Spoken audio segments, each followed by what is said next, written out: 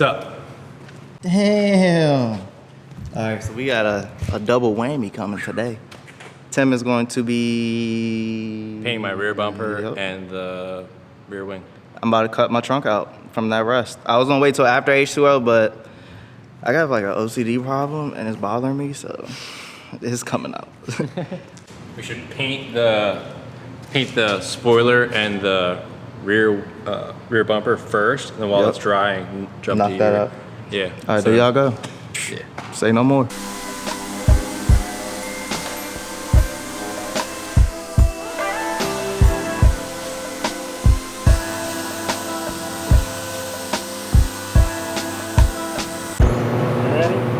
Oh, what am I doing in here? I gotta go on the other side.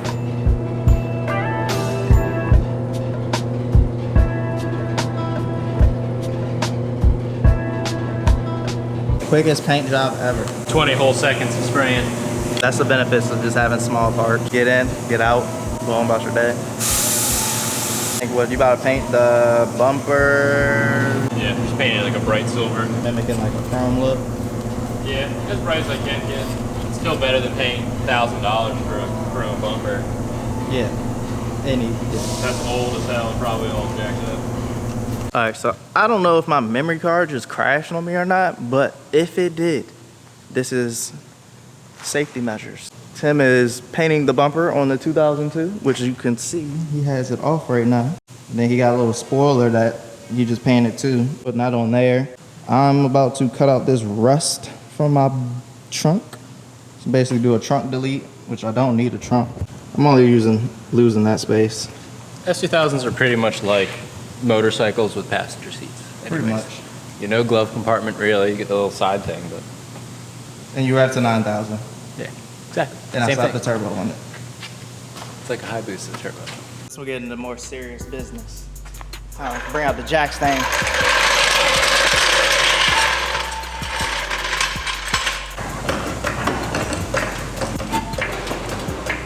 Okay. Pop. Yeah, you good. Even though we can do that on a lift as well.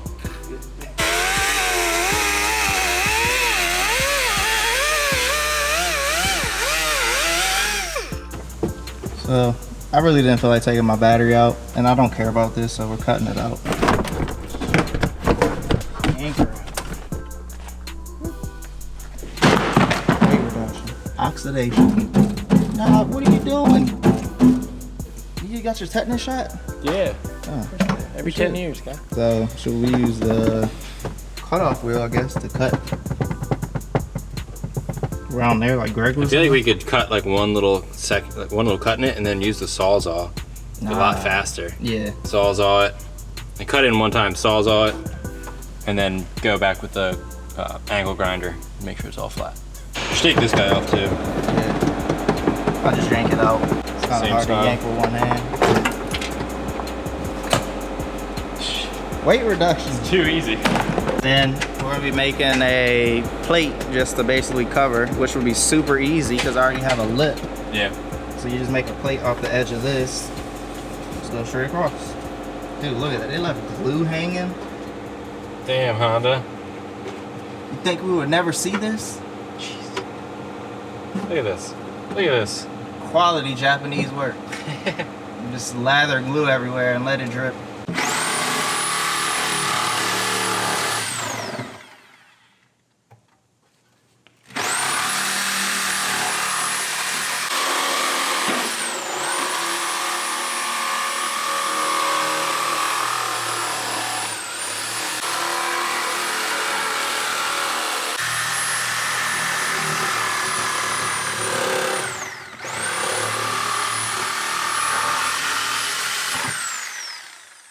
Gravy.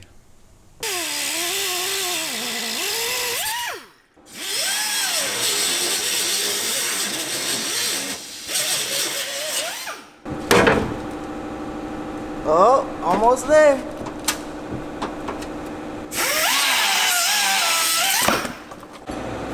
We're getting a sick piece of plexiglass in here. Ooh. You could if you want to, but. What brand are the actual mounts? Innovative. Innovative mounts, putty mod diff. What is the putty mod diff?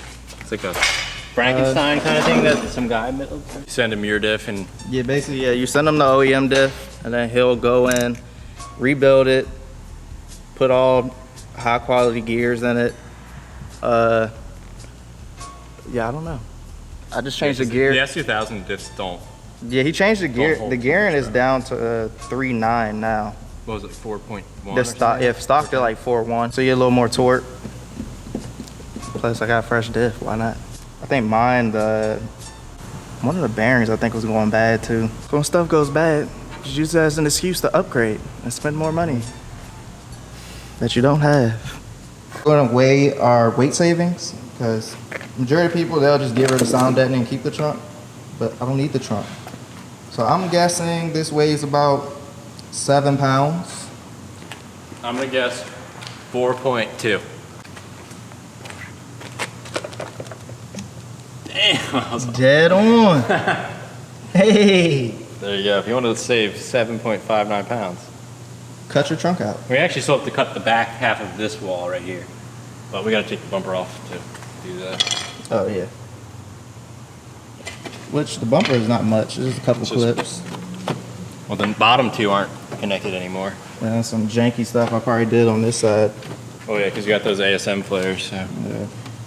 When you run the flares, one bolt on this side. you can only run one bolt, and then you have to like zip tie so this doesn't keep popping out. But just brace for this because there's nothing you can do about it. You can run some some of those little quick latches. It's too much work. Tim's about to clear his bumper for 2002. I'm about to take my bumper off and basically trace a line on the bumper, like where I want to cut, and then I'm gonna trace a line on the body so we can get like a straight, even cut on the car. Yeah, it's pretty straightforward. All right, let's go.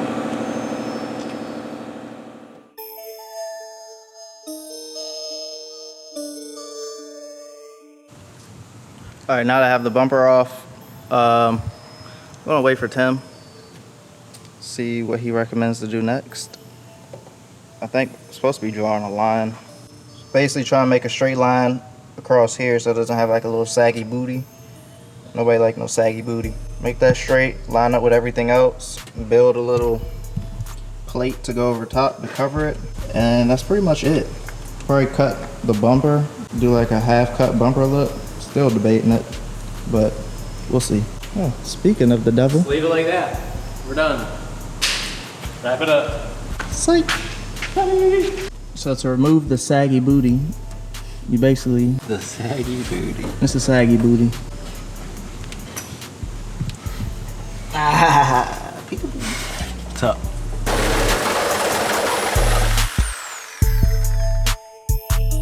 This is why you should not buy a scale, because you'll want to weigh everything. 0.8, round up to 1. You're around 9 pounds of total weight savings if you want to round up. You could cut it up higher if you wanted to, but... And this allows you to, what did you say again? Well, I mean, this way if we put a piece of metal in here, it's not like a cut right against it and then two pieces of metal that are open. This one sits farther past it, so it'll give us a little section that we can Play with. Yeah. That's gonna be the toughest part of this. This is just pretty much a square. Then this back section is kind of detailed actually. All right, so you know I'm about to ask, what the hell is that? This is Greg's little tool that helps you find, it's like a contour gauge. So something's shaped a little odd and you want it to match exactly. Just set it up against it. And then boom, you flip that on a piece of something and then follow that. That'll be the contour of that half. And we'll do it on the other side too. All right, and we gotta get the aluminum out here, cut some aluminum. Yep. All right, let's go. Yeah. First I'm gonna... Matter of fact, I'll let him explain. Yeah. I'll measure the actual box kind of shape first, and then we'll do the weird contour thing. But if you're gonna cut a box out of it, you might as well use a corner you already have. Because it's two straight edges you already got.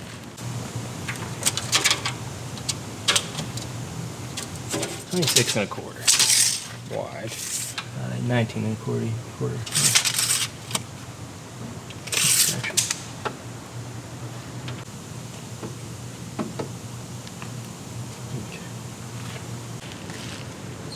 good too. That's gonna be good, man.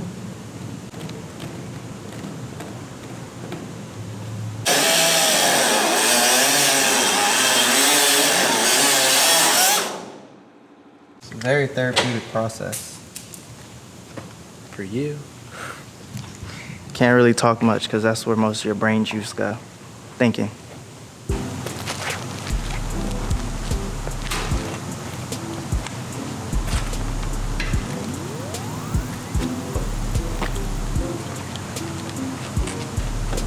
We're almost there.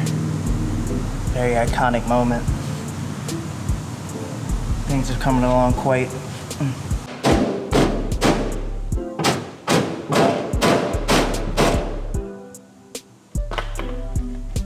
Boom! Got yourself an aluminum floor thing, a jig. So how do you secure it? That's what I'm thinking. I think we could just epoxy it in, dude. It seems like that's what they did before. Yeah. Because it wasn't nothing bolted, it was just glue. Yep. But just like we did Greg's LS 400 thing, we'll tape around the outside, right here, and around that. And then throw some epoxy in there, tap it up into it, and then run a finger across it so it's got a nice bead, and pull the tape up. So I'm just gonna hit this with the grinder, just the inside lip of this, so the epoxy has something to adhere to. It's also, we're gonna glob it on there so the epoxy will like flip around to the back too. So once it sits around the back and holds to the top, it'll be a good bond. And then after we're done all this, we're going down to a secret spot to do some cinematic stuff. Take the 2002 out since it's actually ready to see the roads. Get some pictures and do a little bit of fun, creative stuff. Get out the shop.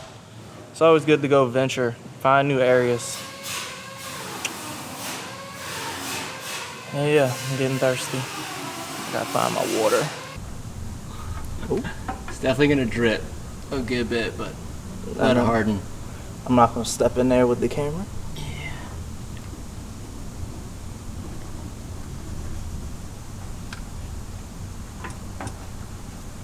Actually, one thing I forgot to do, I don't need your hand for this, is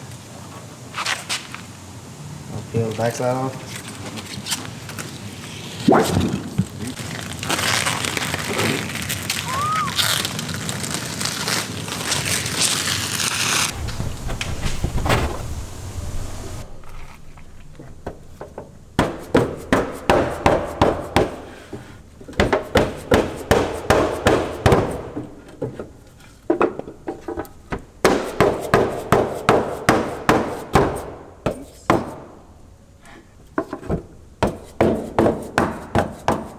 This that same technique. Damn, what's his name? The dude to do the RWB stuff. Doesn't he do something like this Yeah. to make his seals? Yeah, this is pretty common, like if you're just making seams in general. You might need actually a little more. And then we get to bring out favorite paint of all times. Luckily we use 5-minute epoxy, so we have a little bit more working time on this It's not compared to extremely the hot 1 today. minute. Yeah, and it's not 100 degrees right now. I'm basically gonna turn this into like a sticker slap. Start slapping a whole bunch of stickers back here. You know what the first one's gonna have to be. Oh, you already know. That Right in Bandito the going center. right in the middle. You think that's the middle? Yeah. It's middle enough. Oh shit. Definitely rotate it. Oh shit. Go ahead, just go for it. As soon as it touches, you're done.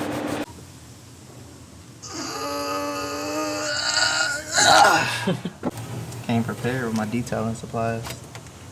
You always have them. This man cleans his car more than anybody I know. Look, he only says that because, like he said, he only washes his car like once every blue moon. P.S. Don't forget your beads on the bottom. Tim got some fine tape. That fine line. Basically, This bottom you want to leave. You want to make it even. Like, cut this right here on the seam and make that even, like that, probably.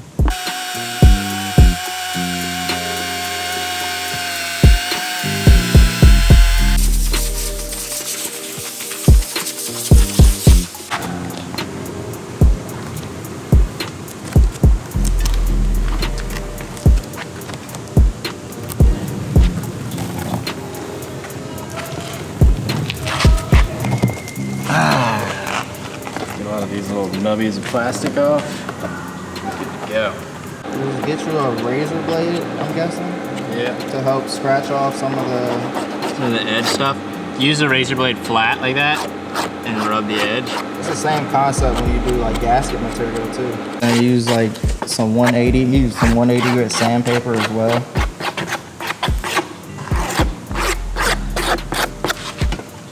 I'll probably use 180 again right after this, and then be good to match it, probably. Moment of truth.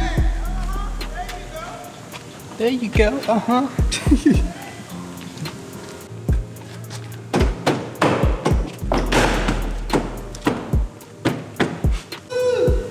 All right, let me show y'all guys, because you're probably like, I want to see too. Hold on.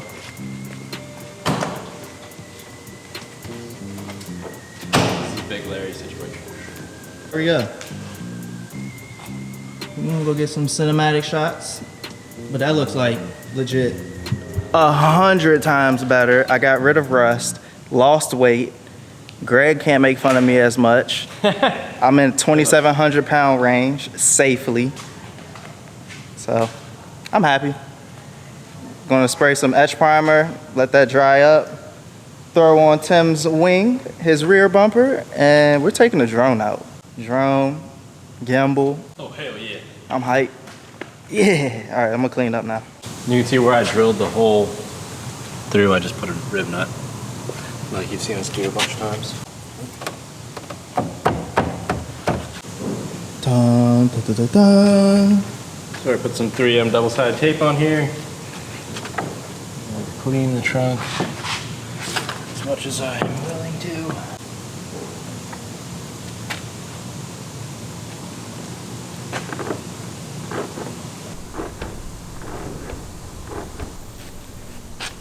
Wing from eBay. It was made in Latvia. I don't know where that is. And then the rear bumper's from Ireland Engineering. Yeah, Ireland. We're officially out of the shop. I should turn my car off, but I was letting it cool down because turbo. But we're about to take take the drone up, get some cool droneage, and yeah, it's time to get cinematic. We gonna try.